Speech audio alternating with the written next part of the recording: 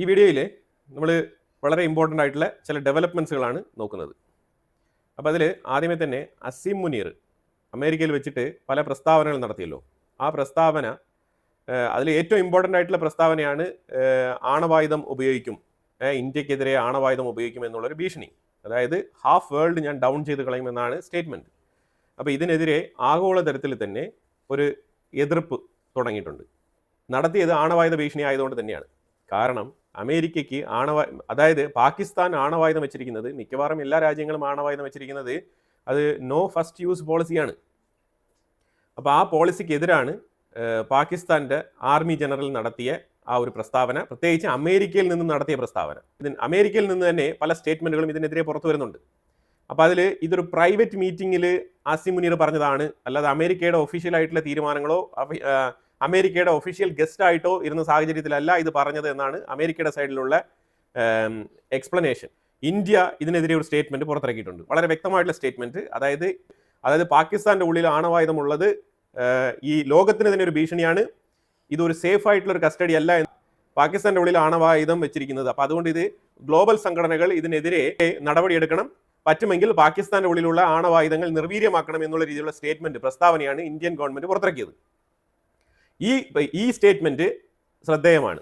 ഈ സ്റ്റേറ്റ്മെന്റ് പല രാജ്യങ്ങളിൽപ്പെട്ട വാർത്താ മാധ്യമ ചാനലുകളെല്ലാം തന്നെ ഇത് എയർ ചെയ്യുന്നുണ്ട്. പാകിസ്ഥാന്റെ ആർമി ചീഫായിട്ടുള്ള അസീം മുനീറിന്റെ സ്റ്റേറ്റ്മെന്റിനെതിരെ ഇന്ത്യയുടെ സ്റ്റേറ്റ്മെന്റ് എന്നുള്ള നിലയിൽ. ഇനി പാകിസ്ഥാനും ഇന്ത്യയുമായിട്ടും പ്രശ്നമുണ്ടോ? ചില പ്രശ്നമുണ്ട്. ഇത് നമ്മൾ പലപ്പോഴും പറഞ്ഞതുപോലെ ഇൻഡസ് വാലിയിൽ നമ്മൾ ഡാം നിർമ്മിക്കുന്നതുമായിട്ട് ബന്ധപ്പെട്ട് പാകിസ്ഥാന് നല്ല രീതിയിലുള്ള കൺസേൺ ഉണ്ട്. കാരണം പഞ്ചാബ് പ്രൊവിൻസ് എന്ന് പറഞ്ഞാൽ അവരുടെ പഞ്ചാബ് മേഖലയിൽ പൂർണ്ണമായിട്ടും വെള്ളം കിട്ടാത്ത അവസ്ഥയാവും. ഇതിനെക്കുറിച്ച് നമ്മൾ പലതവണ വീഡിയോ ചെയ്തിട്ടുണ്ട്, നമ്മളുടെ പല വാർത്തകളിലും ഇതിനെക്കുറിച്ച് എടുത്ത് തന്നെ പറഞ്ഞിട്ടുണ്ട്. ഇതിനെ ഡീപ് സ്റ്റേറ്റുമായിട്ട് ബന്ധിപ്പിക്കേണ്ടതില്ല, ഇത് ഇന്ത്യയും പാകിസ്ഥാനുമായിട്ടുള്ള ഒരു വിഷയമാണ്. അപ്പോൾ ഈ ഒരു യുദ്ധം നടന്ന സമയത്ത് പാകിസ്ഥാന് അമേരിക്കയുടെ സപ്പോർട്ട് ഇല്ലാത്തതിൻ്റെ ആ ഒരു ദുർബലത മനസ്സിലാക്കാൻ പറ്റിയ ഒരു യുദ്ധമായിരുന്നു ഓപ്പറേഷൻ സിന്ദൂർ. കാരണം അവർ ചൈനീസ് ആയുധങ്ങൾ ഉപയോഗിച്ചുകൊണ്ട് നടത്തിയ ഒരു യുദ്ധമാണ്. അവർ ആദ്യമായിട്ടാണ് ചൈനീസ് ആയുധങ്ങൾ ഉപയോഗിച്ചുകൊണ്ട് ഇന്ത്യയെ നേരിടുന്നത്. അപ്പോൾ പാകിസ്ഥാൻ വിചാരിക്കുന്നത് ചൈനീസ് ആയുധങ്ങൾ വെച്ചുകൊണ്ട് നമ്മൾ മുന്നോട്ട് പോയത് കൊണ്ടാണ് നമുക്ക് ഈ ഒരു പരാജയം നേരിടേണ്ടി വന്നത് എന്നുള്ള രീതിയിലുള്ള ഒരു ചിന്താഗതിയാണ് അവർക്ക് രൂപപ്പെട്ടിരിക്കുന്നത്. ഇപ്പോൾ ഇതേ സമയം അമേരിക്കയുമായിട്ടുള്ള ബന്ധമുണ്ടായിരുന്നെങ്കിൽ ഇന്ത്യ ഈ രീതിയിൽ അഗ്രസീവായിട്ട് നമ്മുടെ അടുത്ത് പെരുമാറത്തില്ല. അപ്പം ഫൈനാൻഷ്യൽ സപ്പോർട്ടുമായിട്ട് ബന്ധപ്പെട്ട് നമ്മൾ ചൈനയുമായിട്ട് പല രീതിയിലുള്ള ബന്ധങ്ങൾ വെച്ച് പുലർത്തുന്നെങ്കിലും നമുക്ക് മിലിറ്ററി പരമായിട്ട് നല്ല രീതിയിലുള്ള ഒരു സപ്പോർട്ട് വേണമെന്നുണ്ടെങ്കിൽ നമ്മൾ അമേരിക്കയുമായിട്ട് നിൽക്കണം എന്നുള്ളതാണ് പാകിസ്ഥാന്റെ തിരിച്ചറിവ്. പാകിസ്ഥാന്റെ മിലിറ്ററിക്ക് എപ്പോഴും അമേരിക്ക തന്നെയാണ് നല്ലതെന്നുള്ള ധാരണ തന്നെയാണ് ഉള്ളത്. കാരണം അമേരിക്ക പണ്ട് തൊട്ടേ ഉള്ള ഒരു അലയാണ്. അപ്പോൾ അതുകൊണ്ട് തന്നെയാണ് അവർ അമേരിക്കയുമായിട്ട് ഏതെങ്കിലും ഒരു അവസരം കിട്ടിക്കഴിഞ്ഞാൽ എത്രയും പെട്ടെന്ന് തന്നെ അവരോട് പോയി പാച്ചപ്പ് ചെയ്യാനുള്ള ഒരു ശ്രമം അവർ നടത്തുന്നത്. പക്ഷെ ആ സാഹചര്യത്തിൽ അമേരിക്കയും ഇന്ത്യയും തമ്മിൽ ഒരു ചെറിയ ക്ലാഷ് നടന്നുകൊണ്ടിരിക്കുന്ന സമയത്താണ് ഇത് സംഭവിച്ചത്. അതുകൊണ്ടാണ് പാകിസ്ഥാന് അമേരിക്കയിൽ പോയിട്ട് ഈ പ്രസ്താവന പറയാൻ പറ്റിയത്, ധൈര്യത്തോടു കൂടി ഈ ഒരു പ്രസ്താവന പറയാൻ പറ്റിയത്. പക്ഷേ അമേരിക്കൻ പ്രസിഡന്റ് ഇന്ത്യയുമായിട്ട് നല്ല രീതിയിലുള്ള ബന്ധമുണ്ടെങ്കിൽ അമേരിക്കൻ പ്രസിഡന്റ് തന്നെ ഇതിനെ എതിർത്തുകൊണ്ടുള്ള സ്റ്റേറ്റ്മെന്റ് പുറത്തുവിടണമായിരുന്നു. എൻ്റെ രാജ്യത്ത് വന്നിട്ട് ഇങ്ങനെ ഒരു രാജ്യങ്ങൾക്കെതിരെയും ഭീഷണി മുഴക്കാൻ പാടില്ല, ഫ്രണ്ടും കാര്യങ്ങളൊക്കെ ഓക്കെയാണെന്നുള്ള നിലപാടെടുക്കണമായിരുന്നു. പക്ഷേ ഇന്ത്യക്കെതിരെ നിലപാടെടുക്കാൻ താല്പര്യം കാണിച്ച ട്രംപിന് അതിനെതിരെ ഒരു വാക്ക് പോലും പറയാനുള്ള മാനസികാവസ്ഥ ഈ മൊമെന്റ് വരെ വന്നിട്ടില്ല. അല്ലെങ്കിൽ തുപ്പുന്നതിനും പെട്ടെന്ന് ബാത്റൂമിൽ പോകുന്നതിനും വരെ ട്രൂത്ത് സോഷ്യൽ മീഡിയയിൽ ട്വീറ്റ് ഇടുന്ന ആളാണ് ഡൊണാൾഡ് ട്രംപ്. അപ്പോൾ ഡൊണാൾഡ് ട്രംപ് ഇന്നലെ ഒരു ട്വീറ്റ് ഇട്ടിട്ടുണ്ട്. ആ ട്വീറ്റ് ഞാനിവിടെ വെക്കാം. അതായത് എന്താണെന്ന് പറഞ്ഞാൽ, അതായത് ഈറ്റ് ദ താരിഫ് എന്ന് എന്താണ് ഉദ്ദേശിക്കുന്നത് പറഞ്ഞാൽ, ഈ മുതലാളികളില്ലേ, ഈ കടയുടമകൾ, അവർ താരിഫിനെ അങ്ങ് വിഴുങ്ങണം, ഇമ്പോർട്ടിംഗ് കോസ്റ്റ് കൺസ്യൂമറിന് കൊടുക്കാൻ പാടില്ല എന്നാണ് നിർദ്ദേശിക്കുന്നത്. പക്ഷേ ഇത് എത്രമാത്രം സാധിക്കും? അപ്പോൾ ഇന്നലെ വാൾമാർട്ടിന് ഈ ഒരു മെസ്സേജ് പുള്ളി കൊടുത്തിട്ടുണ്ടായിരുന്നു. അപ്പോൾ വാൾമാർട്ട് ഇതിനൊരു മറുപടി കൊടുത്തിട്ടുണ്ട്. അതായത് ഇറക്കുമതി ചുങ്കം, ഈ ഒരു താരിഫ് എങ്ങനെയാണ് കൺസ്യൂമറിൽ നിന്ന് അല്ലാണ്ട് പിന്നെ ഞങ്ങൾ എവിടെ നിന്നാണ് ഈടാക്കേണ്ടത് എന്നുള്ള ചോദ്യത്തിന് ഒരു മറുപടിയും ട്രംപിന്റെ പക്കലില്ല. അതിന് ട്രംപ് കൊടുക്കുന്ന എക്സ്പ്ലനേഷൻ എന്ന് പറഞ്ഞാൽ ഉട്ടോപ്പിയൻ തിയറിയാണ്. അതായത് കഴിഞ്ഞ വർഷം നിങ്ങൾക്ക് നല്ല രീതിയിലുള്ള ലാഭം ഉണ്ടായിരുന്നല്ലോ, അപ്പോൾ അതുകൊണ്ട് അതിൽ കുറച്ച് ഈ വർഷം ഷെയർ ചെയ്തുകൂടെ എന്നാണ് പറയുന്നത്. ഇത് ഒരു ബിസിനസ് എത്തിക്സിന് ചേർന്ന പരിപാടിയാണ്, ഒരിക്കലും പറ്റത്തില്ല. ഇത് ചാരിറ്റിയാണ്. അതാണ് സംഭവിക്കുന്നത്. അതായത് അമേരിക്ക എന്ന് പറയുന്നത് ഒരു ക്യാപിറ്റലിസവും റിലീജിയസ് ഐഡിയോളജിയും ചേർന്ന് നടത്തുന്ന ഡെമോക്രസി എന്ന് പേരിട്ട് നടത്തുന്ന ഒരു സംവിധാനമാണ് അമേരിക്കയിലുള്ളത്. അമേരിക്കയ്ക്കും റഷ്യ, ചൈന പോലത്തെ രാജ്യങ്ങൾക്കുമുള്ള വ്യത്യാസം എന്താണ്? അതായത് സോഷ്യലിസവും ക്യാപിറ്റലിസവും. സോഷ്യലിസം എന്ന് പറയുന്നത് കമ്മ്യൂണിസ്റ്റ് ആശയമാണ്, അതേസമയം ക്യാപിറ്റലിസം ഈ സൈഡിലുണ്ട്. അമേരിക്കയൊക്കെ ക്യാപിറ്റലിസത്തിൽ ഊന്നി നിൽക്കുന്ന രാജ്യങ്ങളാണ്. ഇപ്പോൾ ഇതിനകത്ത് ക്യാപിറ്റലിസവും റിലീജിയനും എടുത്ത് മാറ്റിക്കഴിഞ്ഞാൽ പിന്നെ എന്താണ് സംഭവിക്കുക? സോഷ്യലിസം. ഇപ്പം ട്രംപ് പറയുന്നില്ലേ ഒരു പോളിസി, അതായത് കുത്തക മുതലാളിയായ നീ കഴിഞ്ഞ വർഷം ഒരുപാട് ലാഭം ഉണ്ടാക്കിയതല്ലേ? ആ ലാഭം കൊണ്ട് നീ സംതൃപ്തിപ്പെട്ടോണ്ട് ഈ വർഷം ഇമ്പോർട്ട് ചെയ്യുന്ന പ്രോഡക്ട്സിന്റെ താരിഫ് ഇനത്തിൽ നീ ചെലവാക്കുന്ന പൈസ ജനങ്ങളിൽ നിന്നും ഈടാക്കരുത്, കൺസ്യൂമറിൽ നിന്നും ഈടാക്കരുത് എന്നാണ് പറഞ്ഞു വെക്കുന്നത്. ഈ പ്യൂർ സോഷ്യലിസമാണ് അവിടെ ഇപ്പോൾ ട്രംപ് അവതരിപ്പിക്കുന്നത്. അതായത് ഒരു ക്യാപിറ്റലിസ്റ്റ് രാജ്യത്തിൽ ഒരു സോഷ്യലിസം കൊണ്ടുവരികയാണ് ട്രംപ്. അത് തത്വചിന്തയിൽ അധിഷ്ഠിതമായ വിഷയങ്ങളാണ്, അത് നമുക്ക് മാറ്റിവെക്കാം. ഞാൻ ജസ്റ്റ് ചെറിയൊരു ഹിന്റ് നിങ്ങൾക്ക് ഇട്ട് തന്നേ ഉള്ളൂ. ഇനിയിപ്പോൾ ട്രംപ് പറഞ്ഞിരിക്കുന്നത് മഹാമണ്ഡത്തരമാണ്. ക്യാപിറ്റലിസത്തിൽ ഇങ്ങനെ ഒരു പ്രിൻസിപ്പൾ അവിടെ അവതരിപ്പിക്കാൻ പറ്റത്തില്ല. അപ്പൊ അങ്ങനെയാണെങ്കിൽ ഇതേ പ്രിൻസിപ്പൾ ബാങ്കിനും പല സ്ഥാപനങ്ങൾക്കും ഈ ട്രംപ് പറയുന്ന ഇതേ പ്രിൻസിപ്പൾ ഫോളോ ചെയ്യാൻ പറ്റുമോ എന്ന് ചോദിച്ചു കഴിഞ്ഞാൽ ഒരിക്കലും ബിസിനസ് അങ്ങനെ ചെയ്യാൻ പറ്റില്ല. ഇത് ഒരു റിവേഴ്സ് പ്രിൻസിപ്പിൾ ആണ്, ഇത് ഒരിക്കലും സ്യൂട്ടബിൾ അല്ല. അപ്പോൾ വാൾമാർട്ട് ഇതിന് റിപ്ലൈ കൊടുത്തിട്ടുണ്ടായിരുന്നു ഇന്നലെ. വാൾമാർട്ട് റിപ്ലൈ കൊടുത്തത്, നിങ്ങൾ വാൾമാർട്ട് എന്ന് പറഞ്ഞ ഒരേ ഒരു സ്ഥാപനത്തിന് മാത്രം ഫോക്കസ് ചെയ്താണ് സംസാരിക്കുന്നത്. വാൾമാർട്ട് ഏറ്റവും കൂടുതൽ സാധനങ്ങൾ ഇറക്കുമതി ചെയ്യുന്നത് ചൈനയിൽ നിന്നാണ്.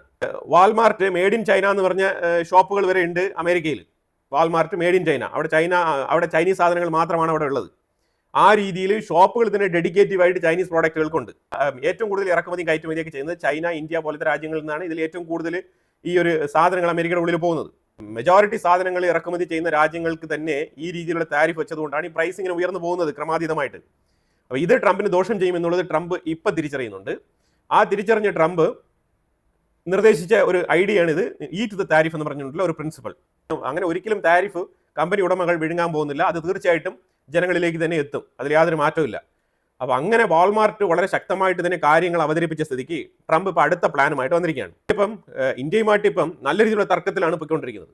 അപ്പൊ അതുകൊണ്ട് രണ്ട് ഓപ്ഷൻ ഇപ്പം ട്രംപ് ഫയറ്റുന്നുണ്ട്. അതിൽ നമ്പർ 1, ഇന്ത്യയുമായിട്ട് ഒരു നെഗോസിയേഷൻ ചാനൽ ഓപ്പൺ ആയിട്ടുണ്ട്.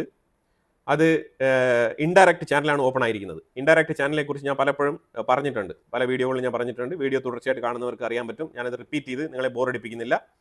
അപ്പോൾ ആ ഇൻഡയറക്റ്റ് നെഗോസിയേഷൻ ചാനൽ, പലരും വിചാരിക്കും ഇന്ത്യക്ക് ഒന്നും സംഭവിക്കുന്നില്ല എന്നുണ്ടെങ്കിൽ പിന്നെ എന്തിനാണ് ഇന്ത്യ നെഗോസിയേഷന് പോകുന്നത്? ഇന്ത്യ നെഗോസിയേഷന് പോകുന്നത് ഇന്ത്യക്ക് ഒരു രാജ്യവുമായിട്ടും നമ്മൾ ഉടക്കി പിരിഞ്ഞു പോകണം എന്നുള്ള ഒരു താല്പര്യമില്ല. നമ്മൾ വളരെ ക്ലീൻ ആയിട്ടുള്ള ഡിപ്ലോമസി മുന്നോട്ട് കൊണ്ടുപോകുന്ന ആൾക്കാരാണ്.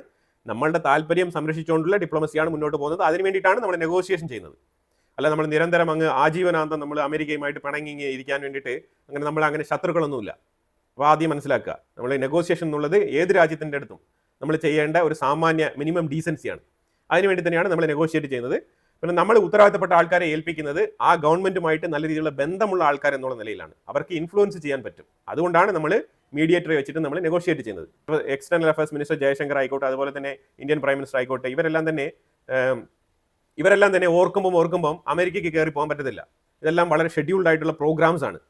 അത് വളരെ വ്യക്തമായിട്ട് എമർജൻസി ആയിട്ട് പോകേണ്ട കാര്യങ്ങൾക്ക് എമർജൻസി ആയിട്ട് പോകും. പക്ഷേ നിരന്തരം ഇങ്ങനത്തെ നെഗോസിയേഷൻ കാര്യങ്ങൾക്കൊക്കെ മാസക്കണക്കിൽ പോയിരുന്ന് നമുക്ക് അങ്ങനെ ചെയ്യാൻ പറ്റില്ല. നമുക്ക് വേറെയും കാര്യങ്ങളുണ്ട്, വേറെയും രാജ്യങ്ങളുണ്ട്, വേറെയും നമുക്ക് മൾട്ടിലാറ്ററൽ റിലേഷൻഷിപ്പുമായിട്ട് ബന്ധപ്പെട്ട് പല രാജ്യങ്ങളുമായിട്ട് നമ്മൾ ചർച്ചകളൊക്കെ നടത്തേണ്ടതുണ്ട്. പല സ്ഥലത്തും ആൾക്കാർക്ക്, വളരെ ക്രിട്ടിക്കൽ ആയിട്ടുള്ള പൊസിഷനിലുള്ള ആൾക്കാർക്ക് പല സ്ഥലത്തും പ്രസന്റബിൾ ആവേണ്ടതുണ്ട്. അപ്പോൾ അതുകൊണ്ടാണ് നമ്മൾ വളരെ ഈസി ആയിട്ട് നമ്മളൊരു ഏജൻസിയെ വെച്ച് നമ്മൾ ഈ നെഗോസിയേഷൻ നടത്തുന്നത്.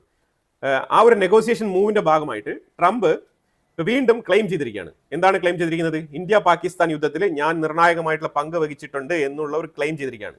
എൻ്റെ ഒരു അഭിപ്രായത്തിൽ ഒരു അഡ്വൈസറി നോട്ട് എന്നുള്ള നിലയിൽ പറയുകയാണെന്നുണ്ടെങ്കിൽ ഈ ഒരു ക്ലെയിമിനെ നമ്മൾ എതിർക്കാൻ പോകരുത്. നമുക്ക് നെഗോസിയേഷൻ നടക്കണം എന്നുണ്ടെങ്കിൽ ഈ നെഗോസിയേഷൻ അഡ്വൈസറിയുടെ ഭാഗത്ത് നിന്ന് കിട്ടിയ ഇൻഫർമേഷൻ അനുസരിച്ചായിരിക്കണം ട്രംപ് മൂന്നാമതും ക്ലെയിം ഉന്നയിച്ചിരിക്കുന്നത്.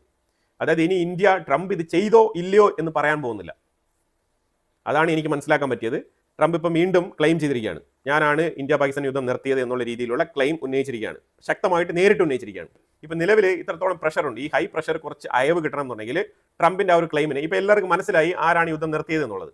ഇനി വീണ്ടും ട്രംപിന്റെ ആ ഒരു നാണക്കേടിൽ നിന്നും പുള്ളിയുടെ മുഖം രക്ഷിക്കാൻ വേണ്ടിയിട്ട് സ്റ്റേറ്റ്മെന്റ് വീണ്ടും റിപ്പീറ്റ് ചെയ്തിട്ടുണ്ട്. ഇപ്പം ഇനി ഇന്ത്യ ഇതിനെ ചെറുക്കാൻ പോകരുത്, അത് അങ്ങനെ വിടുക. അതിനെ എടുത്തുകൊണ്ട് ഇനി പെരുപ്പിച്ച് ട്രംപ് അല്ല ചെയ്തത് എന്നുള്ള രീതിയിൽ വീണ്ടും ഒരു റൈവൽറിക്ക്, വീണ്ടും ഒരു വാക്പോരിന് തയ്യാറാവേണ്ട ആവശ്യമില്ല എന്നാണ് എൻ്റെ ഒരു അഭിപ്രായം. ഇന്ത്യൻ ഗവൺമെന്റും അത് തന്നെയായിരിക്കും ചെയ്യാൻ പോകുന്നത് എന്നാണ് ഞാൻ മനസ്സിലാക്കുന്നത്.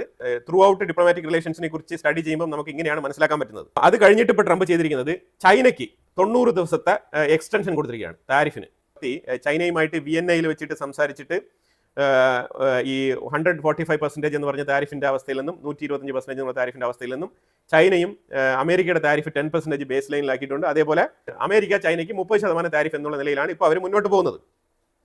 അപ്പോൾ ഇതേ അവസ്ഥ ഇതുവരെ ചൈന അമേരിക്കയിലോട്ട് പോവുകയോ അല്ലെങ്കിൽ അമേരിക്കൻ റെപ്രസെൻറ്റേറ്റീവ്സ് ചൈനയിലേക്ക് വരികയോ ഒരു ട്രേഡ് ഡീല് തയ്യാറാകുകയോ ചെയ്തിട്ടില്ല. അതിൻ്റെ ചർച്ചകൾ മുന്നോട്ട് പോകുന്നില്ല. അപ്പോൾ അതിലുപരിയായിട്ട് ചൈന ഇന്ത്യയെ നല്ല രീതിയിൽ സപ്പോർട്ട് ചെയ്യുന്നുണ്ട്. അപ്പോൾ ഈ ഒരു വിഷയത്തിൽ നിർണായകമായിട്ടുള്ള തീരുമാനം എടുക്കണമെന്ന് വിചാരിച്ച ഡൊണാൾഡ് ട്രംപ് ഇപ്പൊ എന്താണ് ചെയ്തിരിക്കുന്നത് പറഞ്ഞാൽ 90 ദിവസത്തേക്ക് ചൈനയുടെ ഇതേ അവസ്ഥ, അതായത് 30-10 എന്നുള്ള നിലയിലുള്ള ഇതേ താരിഫ് അവസ്ഥ 90 ഡേയ്സിന് കൂടി തുടരും എന്നാണ് പറഞ്ഞിരിക്കുന്നത്. അപ്പൊ ചൈനയുടെ വായ കുറച്ച് മൂടിക്കെട്ടാമെന്നാണ് വിചാരിക്കുന്നത്. പക്ഷേ ചൈന അങ്ങനെ മൂടിക്കെട്ടില്ല. കാരണം ചൈനയുടെ കയ്യിൽ റെയർ എർത്ത് എലമെന്റ്സ് എന്ന് പറഞ്ഞ ഒരു സംഭവമുണ്ട്. അതിന്റെ ശക്തി, അതിന്റെ പവർ എന്താണെന്നുള്ളത് ഡൊണാൾഡ് ട്രംപ് തന്നെയാണ് തെളിയിച്ചത്. ഇപ്പൊ ഇന്ത്യക്ക് കൂടി ചൈനയുടെ അടുത്ത് പോകേണ്ടി വരുന്നതിന്റെ കാരണം ഡൊണാൾഡ് ട്രംപ് ആണ്. ചൈന അതേ റെയർ എർത്ത് എലമെന്റ്സ് വെച്ച് തന്നെയാണ് ഇന്ത്യയും കൗണ്ടർ ചെയ്തത്. കാരണം അവർക്ക് മനസ്സിലായി ഇപ്പൊ അമേരിക്ക, ഇപ്പൊ ട്രംപ് ഒന്നെങ്കിൽ താരിഫിന്റെ വിഷയത്തിലേക്ക് പോകരുതായിരുന്നു. താരിഫ് വിഷയം പ്രഖ്യാപിച്ച സ്ഥിതിക്ക് പിന്നെ സ്ട്രോങ് ആയിട്ട് നിൽക്കണമായിരുന്നു. അവിടെയും പുള്ളിക്ക് സ്ട്രോങ് ആയിട്ട് ഉറച്ചു നിൽക്കാൻ പറ്റിയില്ല. അമേരിക്ക തന്നെ പരാജയപ്പെട്ടു ചൈനയുടെ മുന്നിൽ. പിന്നെയാണോ ഇന്ത്യ എന്നുള്ള ഒരു ചിന്തയാണ് ചൈനയ്ക്ക് വന്നത്. അപ്പൊ ആ രീതിയിൽ ചൈനയ്ക്ക് റെയർ എർത്ത് എലമെന്റ്സിനെ വെച്ചിട്ട് ഈ ലോകത്തുള്ള വൻ ശക്തികളെ വരിഞ്ഞു മുറുക്കാൻ കഴിയും എന്നുള്ള ഒരു അണ്ടർസ്റ്റാൻഡിങ് ഉണ്ടാക്കി കൊടുത്ത ആളാണ് ഡൊണാൾഡ് ട്രംപ്. അപ്പൊ അതേ ചൈനയ്ക്ക് വീണ്ടും 90 ദിവസം ഈ താരിഫ് എക്സ്റ്റെൻഡ് ചെയ്തിരിക്കുകയാണ്. ഒരു രീതിയിലുള്ള നെഗോസിയേഷനോ ടോക്കോ ഒന്നും തന്നെ ഇല്ല. ഇതിലൂടെ ലക്ഷ്യമിടുന്നത് അറ്റ്ലീസ്റ്റ് ചൈനീസ് പ്രോഡക്റ്റുകൾക്കെങ്കിലും വില ഉയർത്താതെ ഇതേ രീതിയിൽ തന്നെ മുന്നോട്ട് പോകട്ടെ എന്നാണ് ട്രംപ് പ്രതീക്ഷിക്കുന്നത്. പക്ഷെ അത് അസാധ്യമാണ്. 30% താരിഫ് എന്ന് പറയുന്നത് തന്നെ വലിയ ഭീമമായ ഒരു താരിഫ് തന്നെയാണ്. അത് തന്നെ അമേരിക്കൻ ജനങ്ങൾക്ക് താങ്ങാൻ പറ്റില്ല. ഇതിലൊന്നും അടങ്ങില്ല. പിന്നെ ഇന്ത്യയെ സംബന്ധിച്ച് നോക്കി കഴിഞ്ഞാൽ ഇന്ത്യക്ക് ഉണ്ടാകാൻ പോകുന്ന നഷ്ടം എന്ന് പറഞ്ഞാൽ പ്രത്യേകിച്ചും ഏറ്റവും കൂടുതൽ ഡിമാൻഡ് ഉള്ളത് അമേരിക്കയുടെ ഉള്ളിൽ ഇന്ത്യൻ ക്ലോത്തിനാണ്. ഇന്ത്യയെ കോമ്പീറ്റ് ചെയ്യാൻ ഏഷ്യൻ സൈഡിൽ വേറെ മാർക്കറ്റ് ഉണ്ട് ഈ തുണിത്തരങ്ങൾക്ക് വേണ്ടിയിട്ട്. അമേരിക്കയുടെ ഏഷ്യൻ എക്സ്പെർട്ട് മിഖേൽ കുജൽമാൻ പറഞ്ഞിരിക്കുന്നത് ഇന്ത്യ കുറച്ച് കൺസ്ട്രക്റ്റീവ് മാനറിൽ അമേരിക്കയുമായിട്ട് നെഗോസിയേഷൻ ചെയ്യുന്നതായിരിക്കും നല്ലത്. ട്രംപിന്റെ 50% താരിഫൊക്കെ ഓക്കെയാണ്. ഇന്ത്യക്ക് വേണമെങ്കിൽ വളരെ സ്ട്രോങ് ആയിട്ട് അതിനെ എതിർത്ത് നിൽക്കാം. പക്ഷേ ഒരു കാര്യം മനസ്സിലാക്കുക, ഇന്ത്യയുടെ 87 ബില്യൺ എക്സ്പോർട്ട് എന്ന് പറയുന്നത് വലിയൊരു സംഭവം തന്നെയാണ്, ഇല്ല എന്ന് പറയുന്നില്ല. അതേസമയം അത് ഇന്ത്യൻ മാർക്കറ്റിൽ ഒരു 50 ബില്യന്റെ കുറവ് രേഖപ്പെടുത്തിയേക്കാം. അതെല്ലാം പുള്ളി ഈ രീതിയിൽ തന്നെയാണ് പറയുന്നത്. ഇതിനോടനുബന്ധിച്ച് പുള്ളി പറയുന്നത് കുറച്ചുകൂടെ ഫ്ലെക്സിബിലിറ്റി കാണിച്ച് അമേരിക്കയുമായിട്ട് നെഗോഷിയേറ്റ് ചെയ്യുന്നതായിരിക്കും നല്ലത്. കാരണം ഈ അപ്പാരൽ മാനുഫാക്ചറിങ് മേഖലയിൽ ഈ തുണിത്തരങ്ങൾ ഉൽപ്പാദിപ്പിക്കുന്നതിലും തുണി കയറ്റുമതി ചെയ്യുന്നതുമായിട്ട് ബന്ധപ്പെട്ട വിഷയത്തിൽ ഇന്ത്യക്ക് നല്ല രീതിയിലുള്ള തിരിച്ചടി നേരിടാനുള്ള സാധ്യതയുണ്ട്. അതേപോലെ ലെതർ മാനുഫാക്ചറിങ്ങിലും ഇന്ത്യക്ക് തിരിച്ചടി നേരിടാനുള്ള സാധ്യതയുണ്ട്. കാരണം ഇന്ത്യയെക്കാളും ലോവർ താരിഫാണ് ബംഗ്ലാദേശ്, വിയറ്റ്നാം, പാകിസ്ഥാൻ, ഈ 3 രാജ്യങ്ങളും. മനസ്സിലായി. വിയറ്റ്നാമിൽ നിന്ന് തീർച്ചയായിട്ടും ചൈനീസ് പ്രോഡക്റ്റുകൾ, അതുപോലെ തന്നെ വിയറ്റ്നാം ഒറിജിൻ ആയിട്ടുള്ള സാധനങ്ങളെല്ലാം തന്നെ കയറി പോകുന്നുണ്ട്. ഈവൻ കളിപ്പാട്ടങ്ങൾ വരെ കയറി പോകുന്നുണ്ട്. അപ്പം ഈ രാജ്യങ്ങൾക്കെല്ലാം ഇന്ത്യയെക്കാളും താരിഫ് കുറവാണ്. അപ്പൊ ഈ രാജ്യങ്ങളായിരിക്കും ഇന്ത്യയെ ഏറ്റവും കൂടുതൽ കോമ്പീറ്റ് ചെയ്യുന്നത്. ഈ താരിഫ് കൊണ്ട് ഇന്ത്യക്ക് മേളിൽ ട്രംപ് ഇട്ട താരിഫ് കൊണ്ട് ഗുണം നേടാൻ പോകുന്ന 3 രാജ്യങ്ങളിൽ 1 ബംഗ്ലാദേശ്, 2 പാകിസ്ഥാൻ, 3 വിയറ്റ്നാം. ഈ 3 രാജ്യങ്ങളെയും പുള്ളി ചൂണ്ടിക്കാണിക്കുന്നുണ്ട്. പാകിസ്ഥാൻ ലെതർ ഏറ്റവും കൂടുതൽ കയറ്റുമതി ചെയ്യും. അതുപോലെ തുണിത്തരങ്ങൾ ബംഗ്ലാദേശിൽ നിന്നും ഏറ്റവും കൂടുതൽ കയറ്റുമതിയാവും. അപ്പോൾ ഈ രീതിയിൽ ഇന്ത്യയെ ബാധിക്കുന്ന 3 രാജ്യങ്ങളെ ചൂണ്ടിക്കാണിച്ചുകൊണ്ടാണ് പുള്ളി പറഞ്ഞിരിക്കുന്നത്. പക്ഷേ എന്നാലും അമേരിക്കൻ ജനങ്ങൾക്ക് വിയറ്റ്നാമിന്റെയും ബംഗ്ലാദേശിന്റെയും പാകിസ്ഥാന്റെയും താരിഫ് വിലക്കയറ്റമായിട്ട് തന്നെ ഭവിക്കും. അതിൽ യാതൊരു മാറ്റമില്ല. അത് ഒരു സൈഡിൽ വെച്ചുകൊണ്ട് തന്നെയാണ് ഇന്ത്യക്ക് ഒരു ഉപദേശം പുള്ളി തന്നിരിക്കുന്നത്. ഇന്ത്യ നെഗോസിയേഷൻ ഡോർ ഓപ്പൺ ചെയ്ത് തന്നെയാണ് ഇട്ടിരിക്കുന്നത്. അപ്പോൾ തീർച്ചയായിട്ടും ഇന്ത്യ നെഗോഷിയേറ്റ് ചെയ്യും. ട്രംപ് അതിനുള്ള ട്രാക്ക് റൂട്ടിലാണ് മുന്നോട്ട് പോകുന്നതായിട്ട് മനസ്സിലാക്കാൻ പറ്റുന്നത്. ട്രംപ് തീർച്ചയായിട്ടും ഇതിൽ പത്തി മടക്കിയേ പറ്റൂ, അല്ലാതെ വേറെ മാർഗ്ഗങ്ങളൊന്നുമില്ല. വേണമെങ്കിൽ കുറച്ച് നാൾ മസിൽ പിടിച്ചൊക്കെ നിൽക്കുമായിരിക്കും. അത് കഴിഞ്ഞാൽ എന്തായാലും ഒരു തീരുമാനം എടുത്തേ പറ്റൂ. ഒരുപാട് നാൾ ഇങ്ങനെ മുന്നോട്ട് പോകാൻ പറ്റില്ല എന്നുള്ളത് തന്നെയാണ് മനസ്സിലാക്കാൻ പറ്റുന്നത്. പെന്റഗന്റെ ഇതിന് മുമ്പിരുന്ന ചീഫ് മക്കേൽ റൂബിൻ പറഞ്ഞിരിക്കുന്നത് Asim Munir Osama bin Laden ആണെന്നാണ് പറഞ്ഞിരിക്കുന്നത്. അത് അസിം മുനീർ ഒരു തീവ്രവാദിയാണെന്ന് പറയാണ്ട് പറഞ്ഞു വെച്ചിരിക്കുകയാണ് മക്കേൽ റൂബൻ. സ്റ്റേറ്റ്മെന്റ് താഴെ ഞാൻ വെച്ചിട്ടുണ്ട്. അങ്ങനെ തന്നെയാണ് പറഞ്ഞു വെച്ചിരിക്കുന്നത്. ഉസാമയ്ക്ക് തുല്യനായിട്ടുള്ള ഒരു വ്യക്തിയായിട്ടാണ് അസിം മുനീറിനെ മക്കേൽ റൂബിൻ വിലയിരുത്തിയിരിക്കുന്നത്.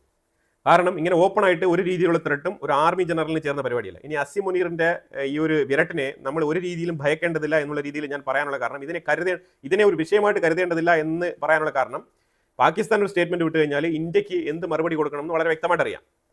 അതിന് പകരം CIA ഇന്റലിജന്റ് എന്നൊക്കെ പറഞ്ഞിട്ട് നമ്മൾ തള്ളാൻ പറ്റത്തില്ല. അത് ആൾക്കാർക്ക് മനസ്സിലാവും അങ്ങനെയൊക്കെ പറഞ്ഞു കഴിഞ്ഞാൽ. അപ്പോൾ അതുകൊണ്ട് ഞാൻ പറയുന്ന വിഷയം എന്ന് പറഞ്ഞാൽ, അസിം മുനീർ അവിടെ ഒരു എക്സാമ്പിൾ പറഞ്ഞിട്ടുണ്ടായിരുന്നു. അതായത് അസിം മുനീർ അവിടെ സംസാരിച്ചത് പാകിസ്ഥാനികളുടെ ഒരു സദസ്സാണ്. അതാണ് മനസ്സിലാക്കേണ്ടത്. ഈ അഡ്നാൻ വിളിച്ചു കൂട്ടിയ ബിസിനസ്മാൻമാരായിട്ടുള്ള കുറേ പാകിസ്ഥാനികളാണ് അവിടെ ഉണ്ടായിരുന്നതായിട്ട് വാർത്തകൾ കുറച്ചുകൂടെ വ്യക്തമായിട്ട് പുറത്തു വന്നിട്ടുണ്ട്. പാകിസ്ഥാനെ സുഖിപ്പിക്കാൻ വേണ്ടിയിട്ട് ആ ഒരു ഡിന്നർ മീറ്റിംഗ് കഴിഞ്ഞിട്ട് പാകിസ്ഥാനികളുടെ അവിടെ തന്നെ ഒരു ചെറിയ സ്റ്റേജ് ഇട്ടിട്ടുണ്ടായിരുന്നു. ചെറിയ സ്റ്റേജ്, വലിയ സ്റ്റേജ് അല്ല, ഒരു ചെറിയ സ്റ്റെപ്പപ്പ്, അതിനകത്ത് ഒരു മൈക്കൊക്കെ വെച്ചിട്ട് ഒരു സെറ്റപ്പ്. അപ്പോൾ അവിടെയാണ് പുള്ളി ഈ പ്രസ്താവനയൊക്കെ പുറപ്പെടുവിച്ചത്. അതിനകത്ത് ആ പങ്കെടുക്കാൻ പോയ ആൾക്കാരുടെ മൊബൈൽ ഫോൺ എല്ലാം തന്നെ ഡോർ സ്റ്റെപ്പിൽ തന്നെ ഒഴിവാക്കപ്പെട്ടു എന്നാണ് വാർത്തകൾ പുറത്തു വരുന്നത്. കാരണം ഹയർ ഒഫീഷ്യൽസ് പങ്കെടുക്കുന്ന മീറ്റിംഗ് ആണ്, അപ്പോൾ അതുകൊണ്ട് മൊബൈൽ ഫോൺ പാടില്ല എന്ന് പറഞ്ഞിട്ട് മൊബൈൽ ഫോണൊക്കെ വാതിലിൽ തന്നെ ഒഴിവാക്കിക്കൊണ്ടാണ് ഈ ഗസ്റ്റുകളെയൊക്കെ ഈ റൂമിനകത്ത് കയറ്റിയതായിട്ട് വാർത്തകൾ പറയുന്നുണ്ട്. അപ്പൊ അങ്ങനെ മൊബൈൽ ഫോണൊക്കെ ഒഴിവാക്കിക്കൊണ്ട് ഇവരൊക്കെ പോയിരുന്ന സദസ്സിൽ അങ്ങനെ മൊബൈൽ ഫോണുകളൊന്നുമില്ല, എന്നെ ആരും ഷൂട്ട് ചെയ്യാൻ പോകുന്നില്ല, ഇനി ഞാൻ എന്ത് വേണമെങ്കിലും സംസാരിക്കാം എന്നുള്ള ഒരു കോൺഫിഡൻസിൽ സംസാരിച്ചതാണ് സംഭവം. അപ്പൊ ഇത് ഞാൻ വളരെ സില്ലി ആയിട്ട് പറയാനുള്ള കാര്യം, ഇതിനകത്ത് ഒരു സ്റ്റേറ്റ്മെന്റ് വളരെ വ്യക്തമാണ്. അതായത് ഇന്ത്യ മെഴ്സിഡസ് ബെൻസ് കാറാണ്, നല്ല പോളിഷ്ഡ് ബെൻസ് കാറാണ്. പാകിസ്ഥാൻ വലിയ ഹാർഡ് റോക്ക് ഒക്കെ ചുമന്നുകൊണ്ട് പോകുന്ന ട്രക്കാണ്, കാണുമ്പോൾ വലിയ പോളിഷ് ആയിട്ട് അത്ര തിളക്കമൊന്നുമില്ല.